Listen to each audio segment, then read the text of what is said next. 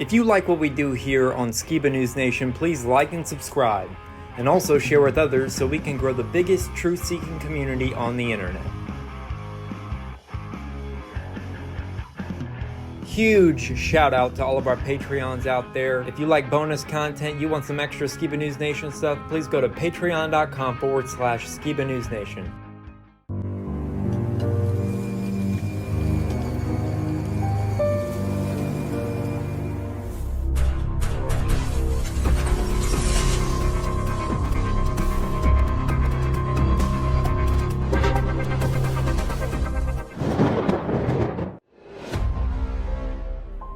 Welcome to Skiba News Nation, bringing you unfiltered views, news, interviews, discussions, and more. And now, here's your host, Jeremiah Skiba, award-winning musician and son of Rob Skiba. With the son of the legendary Rob Skiba. Jeremiah Skiba, what's up? With my great and insightful co-host, Mr. Jake Graham.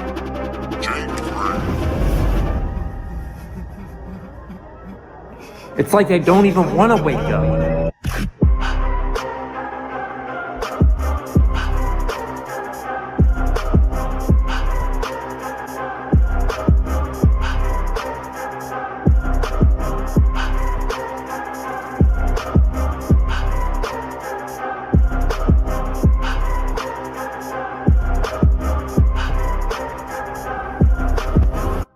He's on a quest for truth.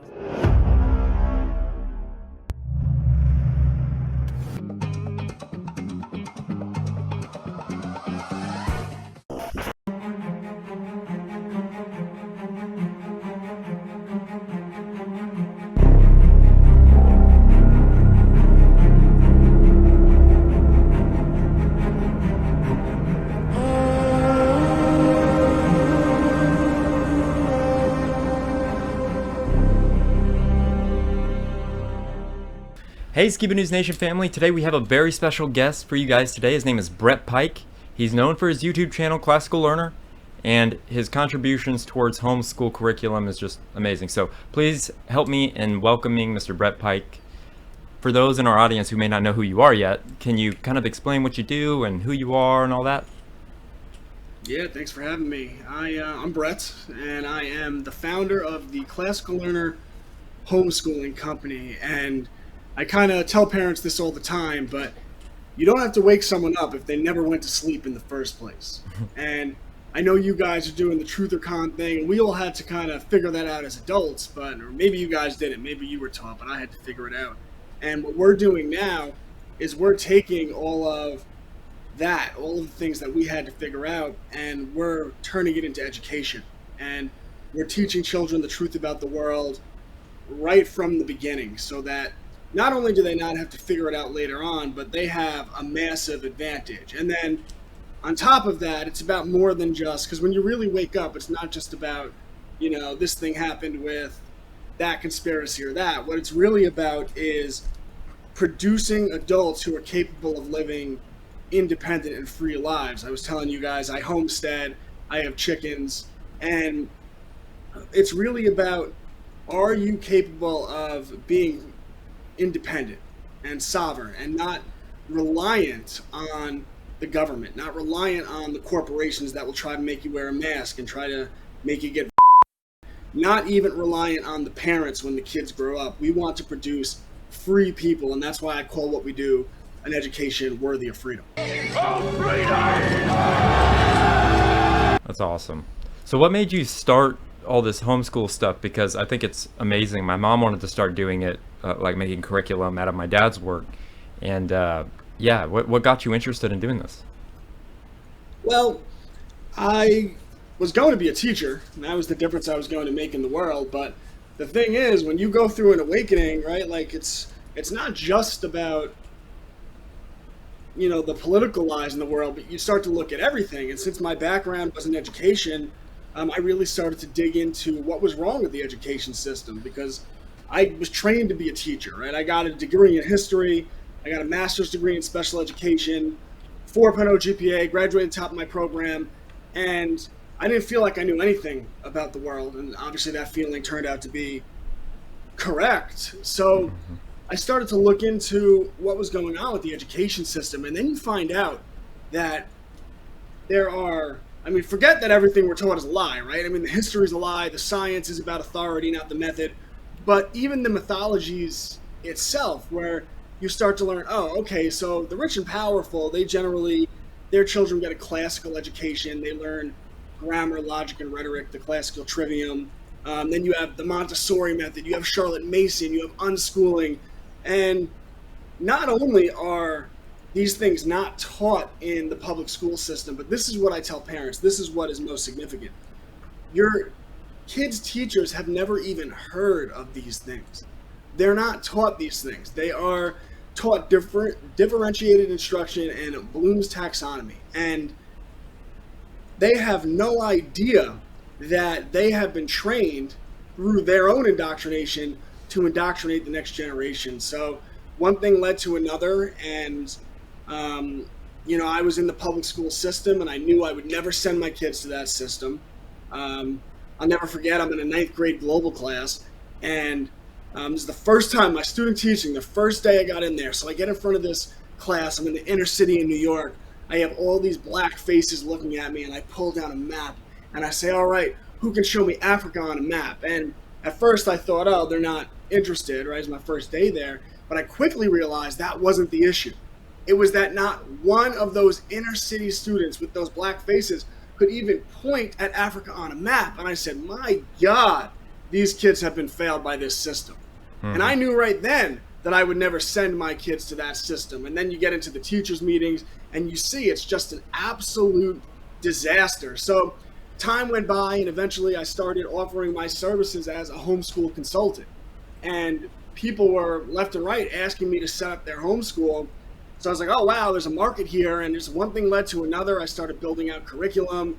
And now we have reached tens of thousands of families, and we have changed just an incredible number of lives and really set a lot of young people on the right path. So we're just getting started, and we're just going to keep building out more and more. That's awesome. So what are the key features of your program? Is it more like hands-on? Is it technology, workbooks, or what exactly is it? Yeah, so there's a lot of aspects to what we do. So members of Homeschools Connected, they get access to a few different things. First, they get access to our live classes. So, for example, this past semester I taught a class on entrepreneurship for elementary school and entrepreneurship for middle school, high school. And the idea is that you have the children actually doing real things in the real world. So like all of these students had their own business. I don't want to say all of them, but the majority of them had their own business by the end of the semester. And really my job is just to provide the information, to guide and to challenge. And then the kids really take it and run with it. And the things they do are amazing. I mean, I have a 15-year-old student. She's published 4 books. That's I have cool. a 13-year-old student who owns a dog walking business, and she has 10 employees, and she's 13 years old, and she's looking to buy her first property within the next 12 months, which is just amazing. Talk about being more impressive than I was at that age. So we have our live classes this summer. We have Intro to Homesteading by Mother Hen's Homestead. You don't follow her on Instagram. Almost 700,000 followers, but she's an absolute legend. She's teaching an intro to homesteading. We have a firefighter teaching first aid, Heimlich, CPR, what to do in a variety of different emergency situations, right? If you have a wound, all that different stuff. We're doing intro to Latin because you guys know in the truther world, like knowing Latin is important. It's the root language.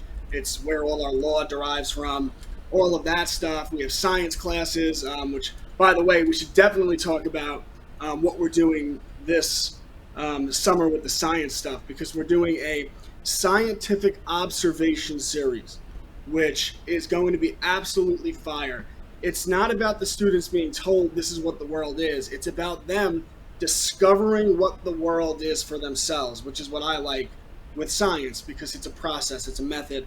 So they're going to be studying water and how does water behave, and what laws govern water, not from like reading in a textbook, but just if I put water in a balloon, I pop the balloon, what does it do? If I film it in slow motion, what does that look like? If I take a hose and put it on a pavement, what does it do? If I put water in a bowl, how does it sit?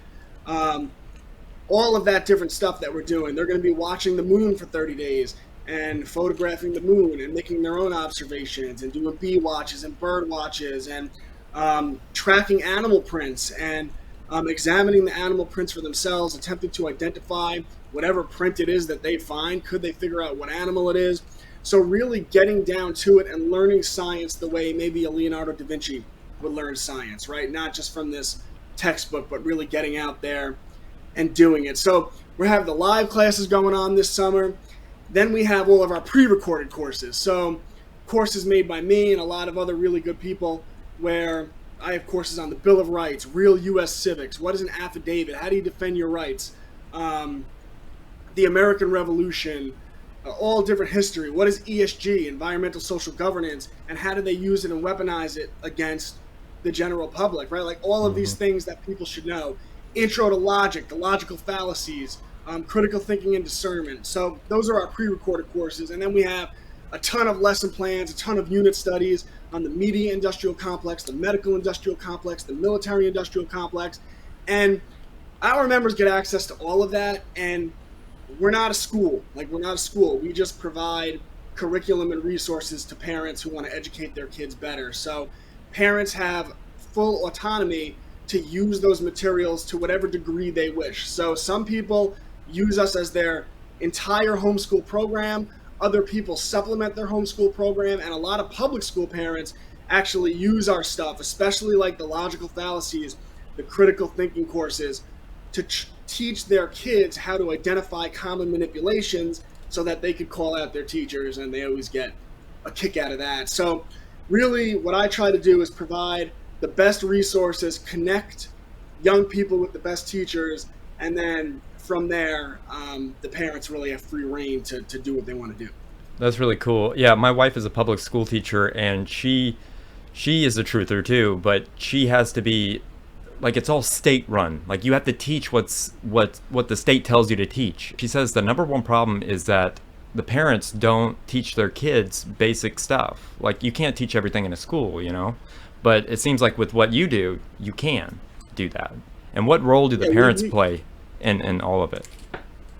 Yeah, we can do whatever we want. And I always tell people at the public school, you know, the teachers answer to the curriculum, they answer to the school board, they answer to the teachers union, they answer to the state, they answer to the Department of Education. But with homeschooling, you know, you really decide whatever you want to do.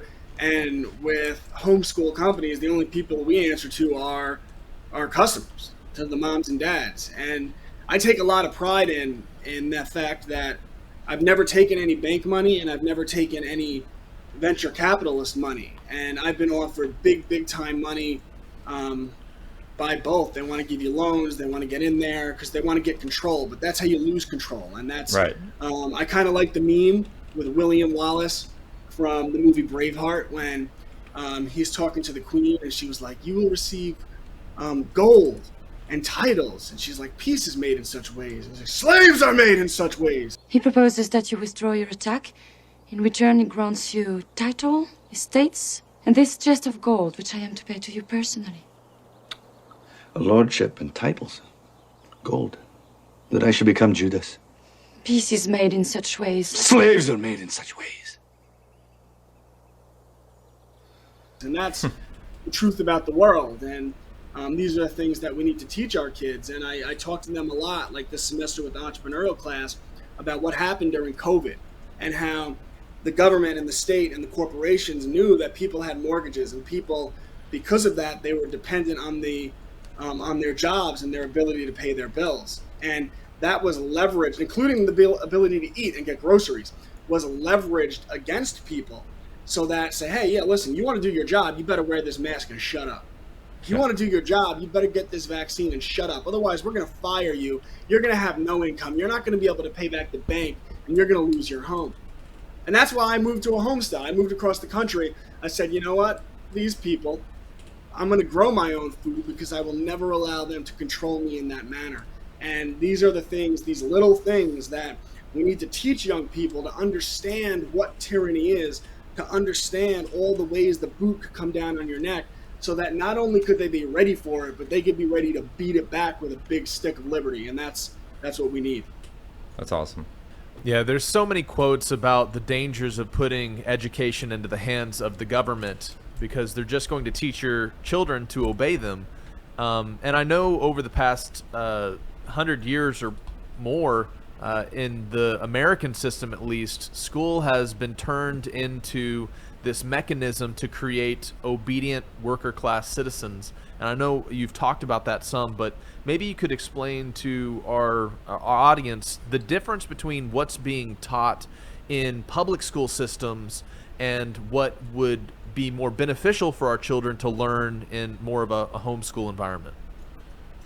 Yeah, I actually made a video on this just the other day using my whiteboard, which I really like. And I talked about the difference between what's happening in public schools and what's happening. I kind of used a rhetorical approach to it. So this is how the rich and powerful, educate their kids.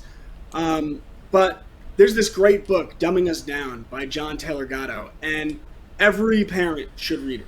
Every parent. If you're a parent and you have not read Dumbing Us Down by John Taylor Gatto, go to Audible or go get a book, physical book, whatever it is, however you read, and get that book right now, because it is fundamental to understanding the way the system targets our children for indoctrination. And Gatto framed it as that there are 7 hidden lessons in the public school system, and that the number 1 lesson is that truth comes from authority, is what you're taught. So in public school, children are taught to repeat, to follow, and to obey. They are being trained to be the worker class. But in elite schools, children are taught to think, taught to lead, taught to persuade. They are being trained to be the managerial class. Or in other words, they're being trained to be the authorities, and our children are being trained to obey the authorities in the school system. So what does that look like? So your kid goes to school and they're told to listen to the teacher, to repeat what the teacher says, or to repeat what's in the textbook. And if they can repeat what the teacher said, repeat what's in the textbook, and demonstrate they're able to do that on a standardized test, and you have your Scantron, then they get an A+, and they are labeled as one of the smart kids. But really, the only lesson they truly learned is, I guess, 2 lessons: how to memorize and how to outsource their thinking to authority. Yep. Right? That's the real lesson. And that's why you saw this divide with COVID. I like to go back to it because it was such a shocking thing to so many people, where you saw so many people fundamentally unable to question the religion of scientism, right?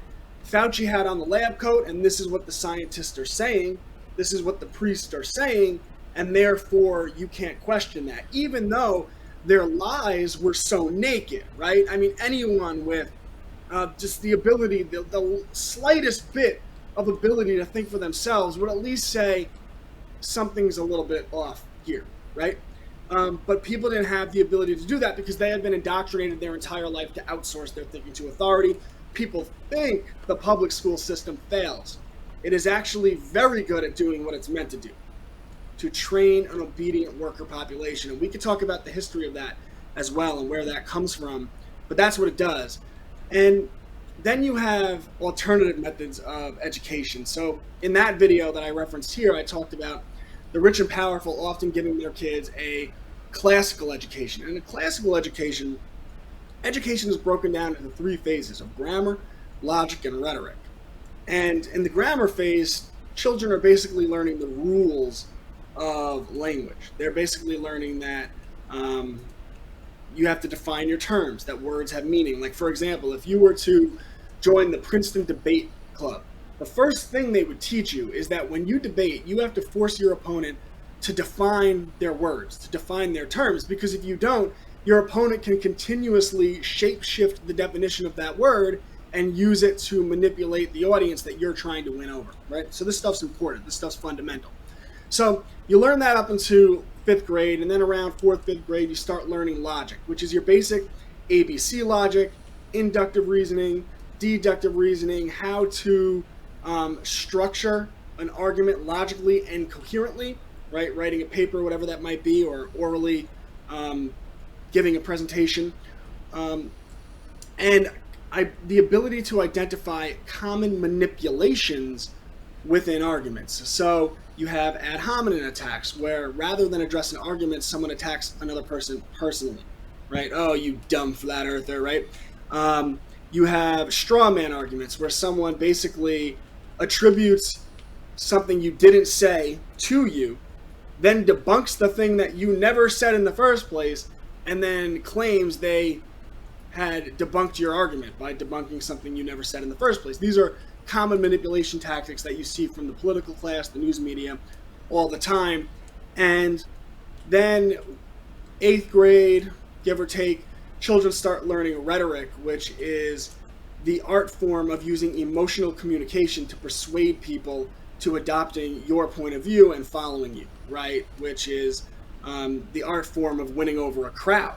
So you have the rich and powerful who are basically being taught how to lead, how to think, and then you have the rest of us who are being taught how to memorize and how to follow, how to obey, right? So you have a worker class versus a managerial class, and the education system has been set up this way intentionally. Now, when I say like the elite, I mean like the Rockefellers' kids, like, are being trained to be a managerial class. Even most quote-unquote elite private schools these days are terrible. Like, it's all just so infiltrated. I know a guy who, a family member of mine actually, who I love, and you know, his daughter, he sent to an elite private school. He does very well, but an elite private school, like $50,000-$60,000 a year private school, like elementary level, and they had they were doing the trans stuff in that school. And obviously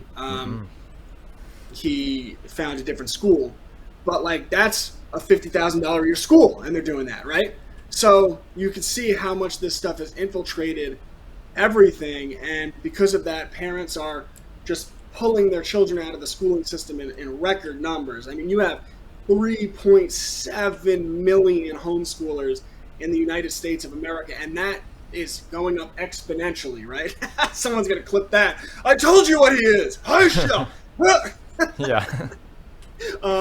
So it's going up exponentially, and people are figuring out that we can do much better. In fact, all of the statistics show that, even on their bullshit standardized tests, right? I mean, homeschool students score consistently better than public school peers, like 88th, 89th percentile on the average, right? So just homeschool students just absolutely crush, and people are figuring it out. That's awesome. Yeah, I really like how you described starting children off with understanding definitions. And I'm always fascinated with semantics and etymology because words mean things. And it's so important to have a foundation for navigating the world with the words that you use. And that helps them unpack other areas of learning if they have a foundation of language. And I wanted to ask you about that and the concept of, you know, when we start our children explaining words mean things, why is that so important to kind of build them up with that foundation of definitions before we can get into all the other stuff? Yeah, well, if you don't define a term, that term could be bent to mean something else. I mean, right, even like from a political sense, what is a liberal? What is, what is a conservative, right? If these words don't have meaning, then they could be continuously bent to the point that conservative means to be liberal. I mean, right? Because there's no clear definition of what these things are. And then it just becomes emotional and it becomes manipulation. So no matter what the area is, you have to, it's really important that you teach kids that they have to define words. And the political class over time, they will always change the definition. Like, you think of these things, you have the right to bear arms, right? The right to bear arms shall not be infringed, right? Freedom of speech shall not be abridged. Well, what's abridged? What's infringed, right? Like these words matter. And if you let them change the definition of words, then that could be weaponized against us. So it's something we have to do, and it's why I'm so excited that we're bringing in a Latin teacher for the first time this summer, and that's going to be for middle school and high school students, and we're doing Intro to Latin because, that gets back to not only defining words, but it really gets back to understanding the root of all words, and like government, right? I think if you break that down in Latin, it literally breaks down to control of the mind, or mind control. So this stuff is really important. Yeah, it goes very deep into everyday stuff, and when the government's telling you guys have the right to bear arms, but not the other thing, right? It's like they got us, right? I did want to ask, what other important skills are necessary to teach our children to prepare them in a way that the schooling system hasn't? So like real world skills that everybody needs. What do our children need? Yeah, well, for one, financial literacy, right? That's why I brought up that I taught the entrepreneurship class this past semester. And now, by the way, that's pre-recorded. But, right, children have to learn how to manage money, how to make money. And then it really gets down. I have this saying that it only takes one skill to free a man. So we want to teach our kids as many skills as you can. So whether that's carpentry, whether that's engineering, whether that's any skill you could think of, plumbing, cutting hair, I don't care. Skills. We do everything we can to develop as many skills as we possibly can, right? We do gardening, we do composting, we do all of these different things, growing food, because the more skills that people have, the more options they have in life. And what we see happen too often is people, they want to break free from the system, they want to break free from their job, but they don't feel like they know how to do anything. And usually it's because they don't know how to do anything. But we can start at a very young age building up these skills. Like, for example, one of the things we do is with our gardening unit study that the students have been doing this year, that they actually do 2x4 construction, and they actually build out their garden boxes because and then in the fall, they're going to take that same garden box and they're going to construct a greenhouse over it, because they have to be able to do real things in the real world, because ultimately that's going to give them options. So it comes down to knowing your rights, it comes down to financial literacy, and it comes down to the development of any and all skills that your kids could put together. So that's it's fundamental, and I always tell parents that a worthy education, or an education worthy of freedom, we're going to do critical thinkers, skill development, and real world experience. Critical thinkers, skill development, and real world experience. And if you just keep to those three objectives and you stay on them, then over time you're going to see the fruit of that. And that's young people who are very, very capable of doing things in the world. That's awesome. Yeah, when I found out that you actually put out a children's book, I recently put one out too, and I thought that was the coolest thing. It's called Charlie's Big Adventures Around the World or Not. It's like we just want kids to wake up and learn how to do their own research, because like you said, it's not, they need to find out for themselves, but they also, need to be taught basic life skills at the same time. Can you tell us more about your children's book? Yeah, I love that you did that, by the way. I'm gonna buy that right after this episode. Charlie's, to write down Charlie's Big Adventures. Very cool. So I am the author of the Cubs to Bears children book series, and Cubs to Bears is really cool because it's very relatable to children, but it not only teaches them important things like their rights and history, but it's actually designed to familiarize them with common methods of manipulation and propaganda, right? So like I have this book, Operation Mockingbird and the Church Committee, which obviously is about the congressionally documented history of fake news and the Congressional Church Committee in the 70s. And you have Red Rooster, who he's new to the news industry, and he thinks he's going to do a good thing, and he's heard how bad the Bears are, and he goes through this journey. Like early in the book, you have this scene where Black Rooster reports that there's bears stealing bikes and trespassing at a private pond. and you're shown this close-up image of the evil bear. And later in the book, you see that same moment in time, same image, but from a wider lens, and you could see that he wasn't stealing a bike, he was walking it into a repair shop, and the other bear wasn't trespassing, he was a repair bear, and he was repairing a pipe.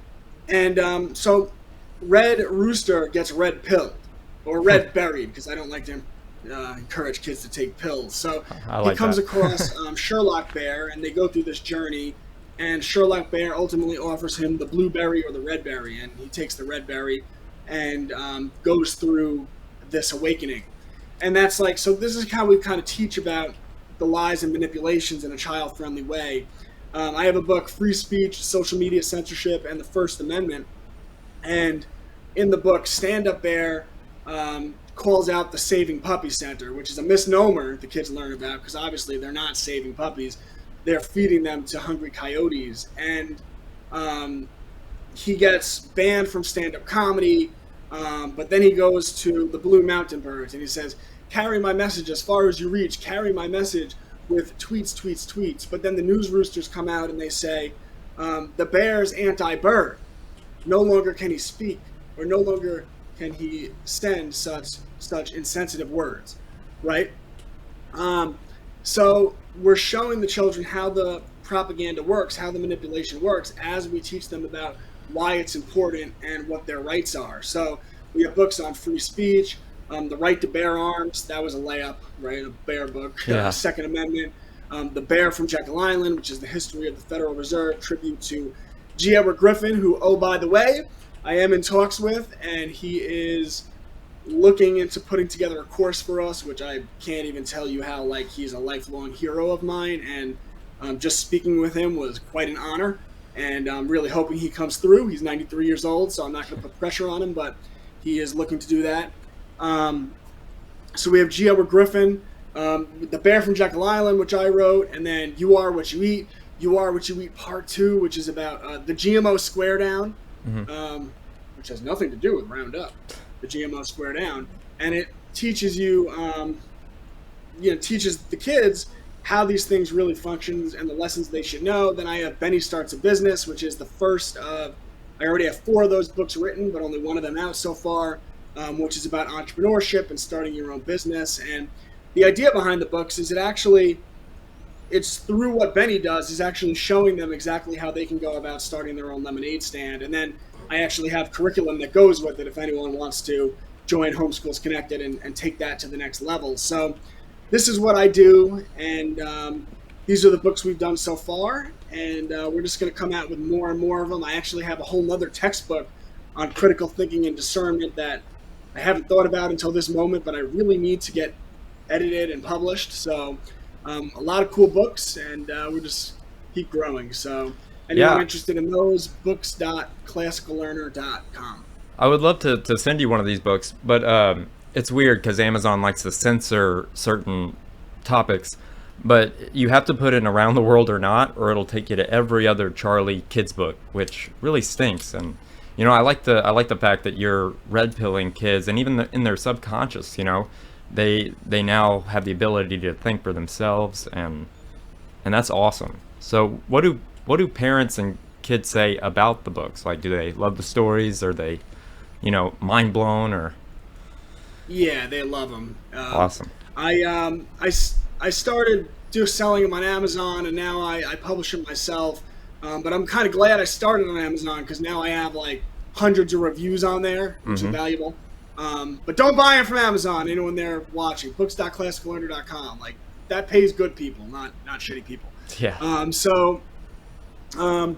But yeah, parents love the books because it gives them a framework that their kids could relate to, that allows them to have what would be very complex conversations about censorship and why these things happen, right? When you can see that Stand Up Bear is trying to say something that's true, and there's this big lie, the Saving Puppy Center.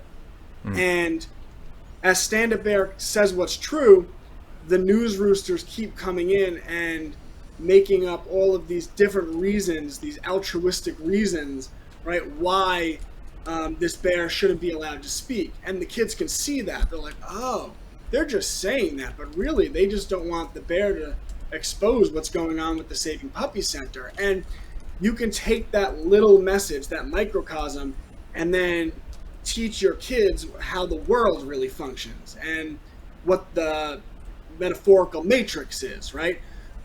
So that's the idea behind it, and people love it. And you don't have to take my word for it again. I mean, the reviews there are, you'll see them, and people just love the books. Yeah, so everybody in our audience, go check them out.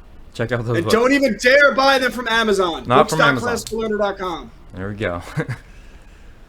Yeah, as we were talking, I was looking at your website, and one of the first advertisements is the bear from Jekyll Island, which is really interesting. You know, I know the Thing from Jekyll Island book that came out a while ago talking about the Federal Reserve, but to boil that down into a way that you can explain to your children about the Federal Reserve System and... Yeah, well, it's a fictional history about the creature from Jekyll Island. Jekyll Island. I mean, it's our lead character is George Bear, because Georgia, Jekyll Island, and he was the driver of a taxi boat, and he actually took the pigs to Jekyll Island, and as he took the pigs to Jekyll Island, he heard what they were scheming, and then he went back and he warned all of the bears what was really going on with the pigs and what really happened at Jekyll Island, and that's the idea behind it. And my favorite part of the book is actually not the part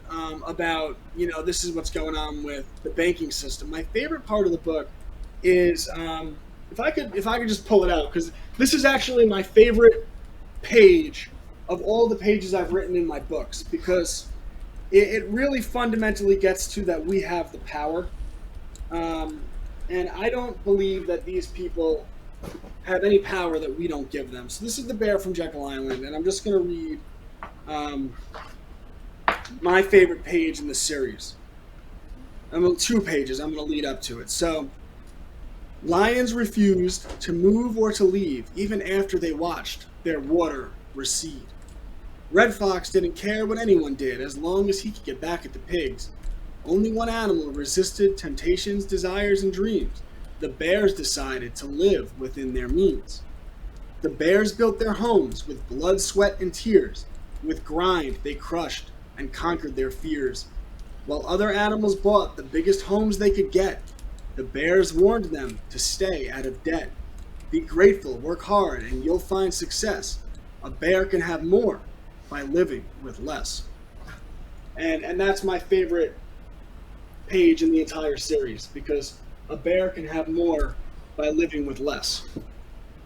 That's great. Wow, I really like that. You mentioned earlier there's a change in the landscape, at least here in America, about how millions of people are starting to step towards the homeschooling route. And currently in this political administration, there's changes in terms of the Department of Education happening, budget cuts. People have been vocally voicing their frustration with Common Core learning techniques and such. And I wanted to ask you about the current political landscape and places that homeschooling is more accepted and easier to do, like states where it's better to be a homeschooler versus states where the government is actually fighting you for your children. What does that landscape look like for people in different places? I mean, is there places that are more accepting for the homeschool lifestyle? Yeah, so the coolest thing about America is that we have some of the best homeschooling laws in the world, actually, which is really cool. And you could thank the Amish for that. I forget the name of the case, but the Amish, I forget what year it was, maybe the 60s or the 70s, but the Amish didn't want to send their children to public schools, obviously, and they tried to not do that, and a tyrannical governor sent the police to go and make the children go to public school. Well, the Amish didn't mess around with that, so they tried to block the police, and they told their kids to run. And their kids took off running, and there's this famous photograph of the Amish children was caught on camera. I guess they were smart enough to notify a news reporter, and there's this famous picture of the Amish children running away from police, which is amazing, right? And that got picked up, and that became like a viral thing, and people were outraged. A religious freedom lawyer, offered to represent the Amish, and he took the government to court, and it was basically ruled that they couldn't force your children to go to public school. And before that, they were able to do that, and that got ruled by the Supreme Court that they couldn't force your kids to go to public school, and that's thanks to the Amish.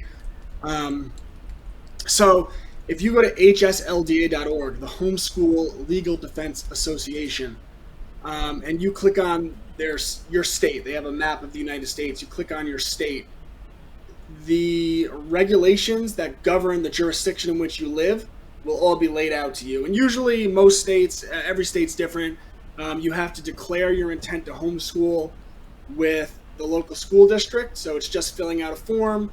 And then in terms of the regulations, it's usually you have to take attendance, like you have to keep good records. You might have to take certain state tests, same state tests that everyone takes. But outside of that, parents really, it differs state to state, but have pretty much complete reign over determining what constitutes education, what are the right materials for different subjects. Most states, the majority of subjects aren't mandatory. Like in certain states, they might have, you have to teach your children about the history of South Carolina, like whatever, like stuff like that. But it's pretty much free range, and any parent can do it. And like I said, HSLDA, that's the Homeschool Legal Defense Association. And if you could read through their stuff and you'll understand it. And if you did have legal questions, I think a membership for them is like $100-something a year. And with that, you actually get a free consultation with an attorney who will help you get set up with whatever you need. So they're a great organization. I'm not affiliated with them, by the way, but they do a good job. And homeschooling is very easy in America. It doesn't take a lot.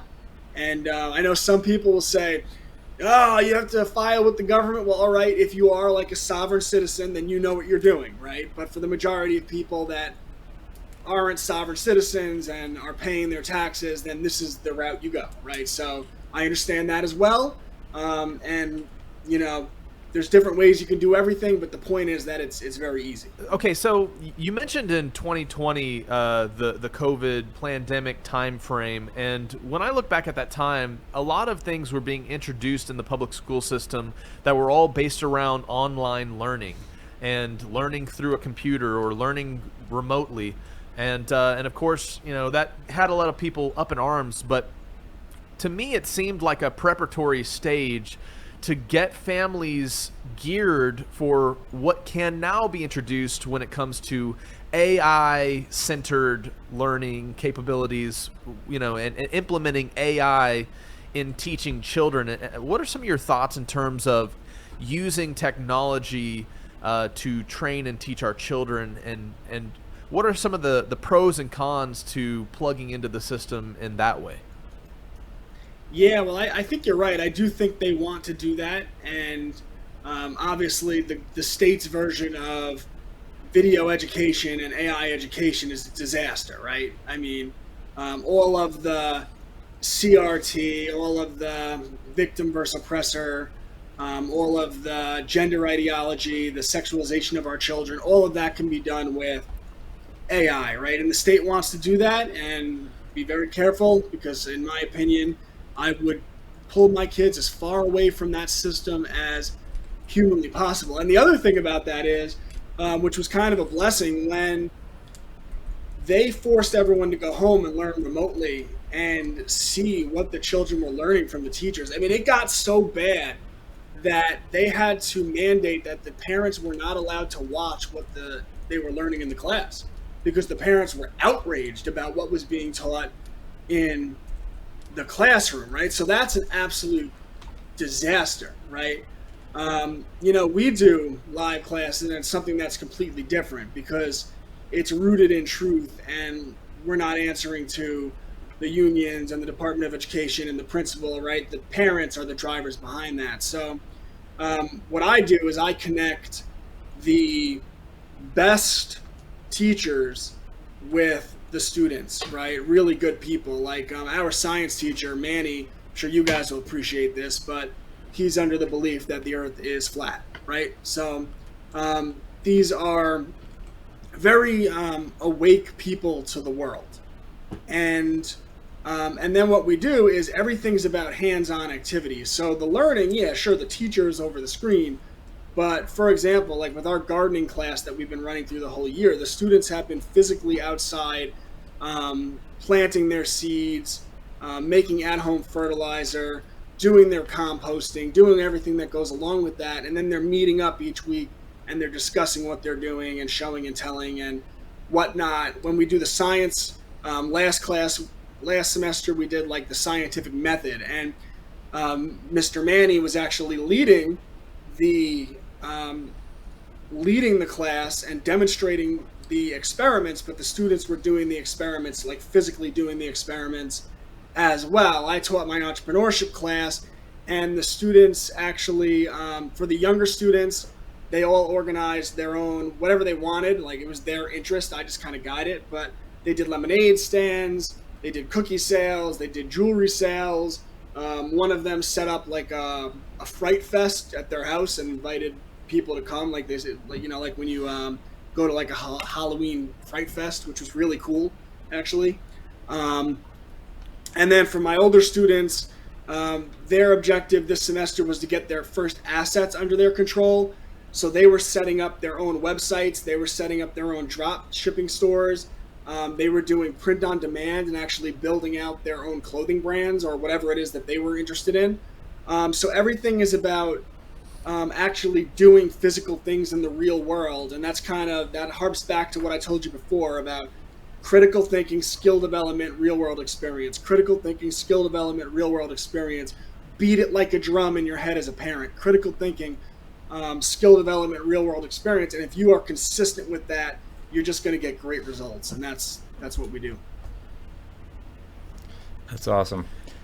How has your social media presence helped with what you do? Oh, big time. Big time. I mean, when I first started, I was, doing some consultations and I wrote the books and people weren't really buying them. And then my wife said, Brett, you should get onto TikTok. This was years ago. And I looked at her and I said, I would, but I'm not a 13-year-old girl. And obviously I was wrong about that, but she did convince me to get onto TikTok, and that was the best decision, one of the best decisions I ever made, because I got on there and I started making content related to the books at first and some truther content, and I blew up. I absolutely blew up. And now across all my different social medias, I have over 1 million followers, and I do really well on a bunch of different platforms now. And it really allows me to get directly to connect with all the parents out there and to tell them this is what's wrong, this is what's happening, and to just do a lot of gravy videos because I just love it. It helps me sell the books. It helps me show parents like what my worldview is and what I'm about. So like, do you want this guy to, because ultimately every parent needs to ask themselves, do I want this person to educate my children? Like, it's ridiculous that people accept this notion that, oh, well, this is where I live, so I'm going to let the pink-haired communist educate. What? The pink-haired communist is never going anywhere near my child. Ever. Ever. You're not teaching my child a damn thing about this world. And like the notion that we accept this, so every parent should be vetting their teachers. And for me, my social media allows everyone to vet me in real time because, one, I have diarrhea of the mouth. Like, if you follow me on Twitter, like, I can't help myself. And I don't know if that's good or bad, but everyone knows what I think. And, it is what it is. And that's worked out very well for me. So I'm very, very thankful for it. Yeah. So why is it that people with such awful social agendas always are the most motivated to teach children? Like, what is the correlation there? All the people with these,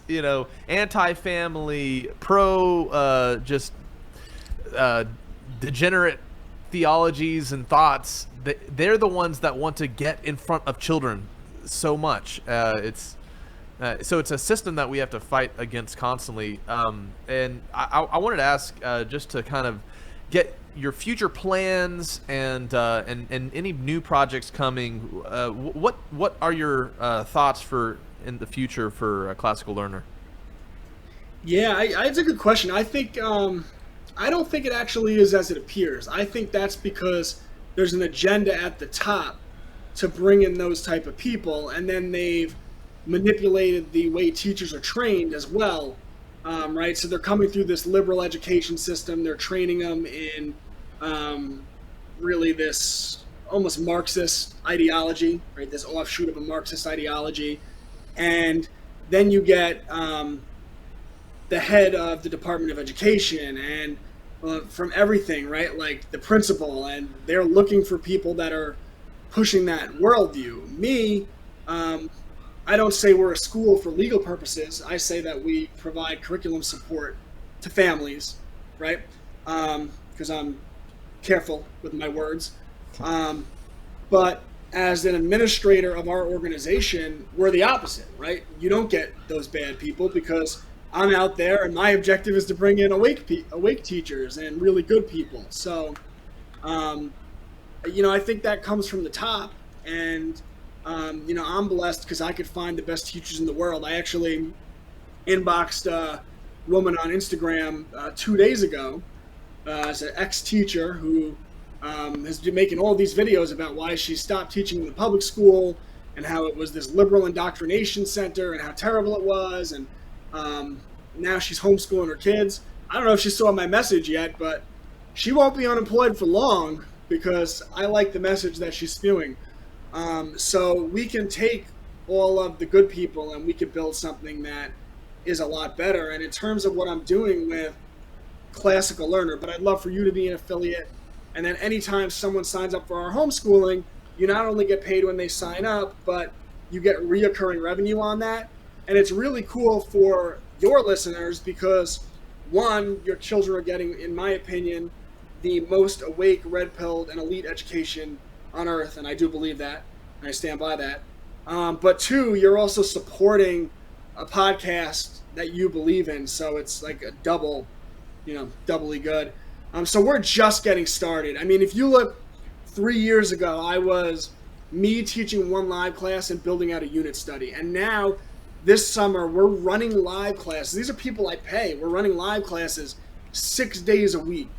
I have people that are helping me build out curriculum. I just was able to lay out all this money to have all this tech built out for an affiliate system and everything that goes on to that. So we are just getting started. I have video editors now. We're getting our pre-recorded courses out at record speed.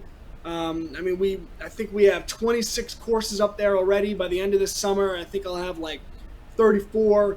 So we are just building at a rapid rate, and the best part is, like I said, it's all about the moms and dads. I don't take bank money. I don't take venture capitalist money. So everything has been grassroots support. And now, because the affiliate system, not only am I grassroots support, but I'm going to be able to support my people by helping these homeschool moms and dads start to earn some real money by just talking about what their kids are doing. So we are just getting started, and I think by the time we're done with this, the world is going to be shocked at what we do with education, and that's what we're going to do. We're going to shock the world. Yeah, the number one question I get asked is, do you know anybody that does good homeschool curriculum? And so now we got somebody. It's pretty great. Did you sign up for that, by the way? I haven't gotten. Our mutual friend never sent me anything. Okay, next question. Are we live or is this pre-recorded? It's pre-recorded.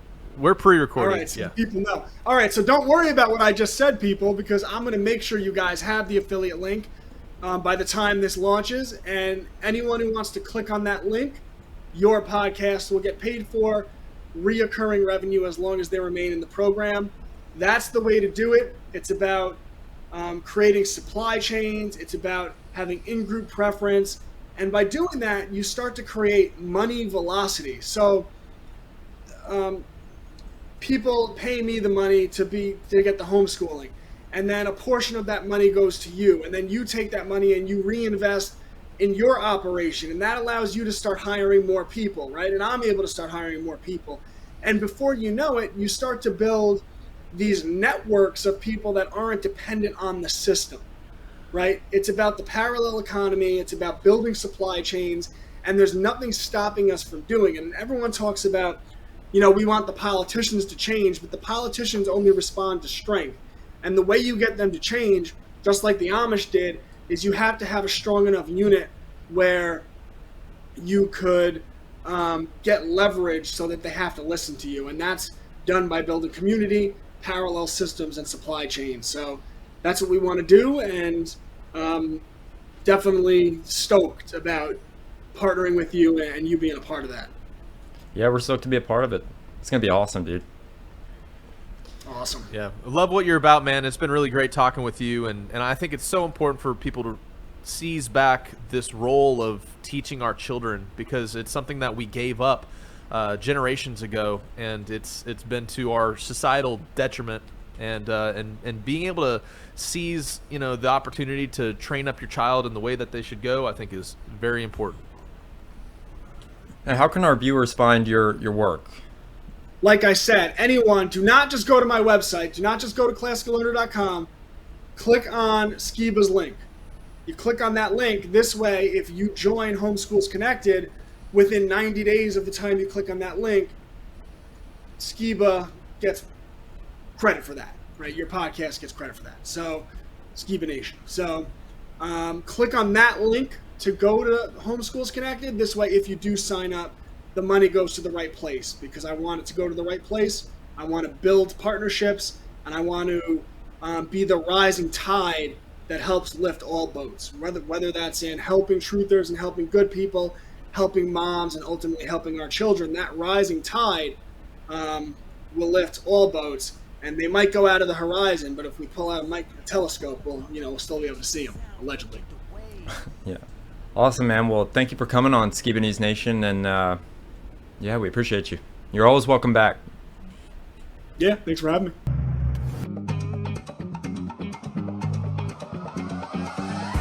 Look at all that. I'm sure we did. Look at those things.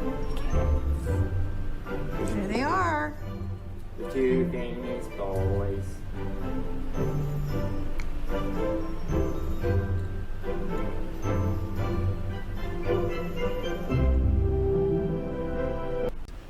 Don't forget to go and check out tribethegame.net. I have Tribe the Game First Edition game, and they're including the 4 warrior pawns that I have. Go to tribethegame.net, pick up one of those copies. You're helping fund the next bulk order of games, and appreciate you guys. So.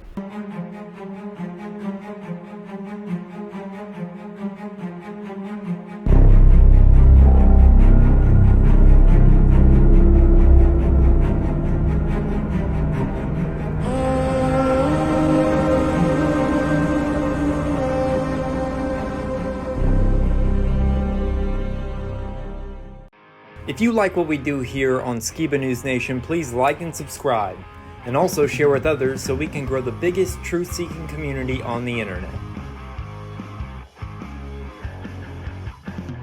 Huge shout out to all of our Patreons out there. If you like bonus content, you want some extra Skiba News Nation stuff, please go to patreon.com/Skiba News Nation.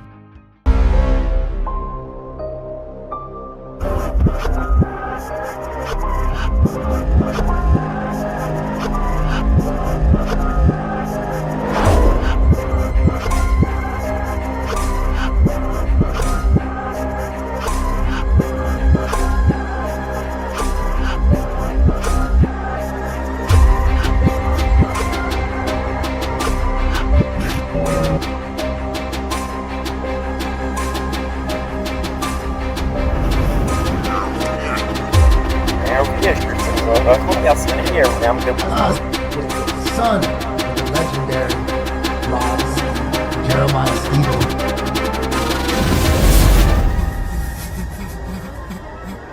It's like I don't even want to wake up.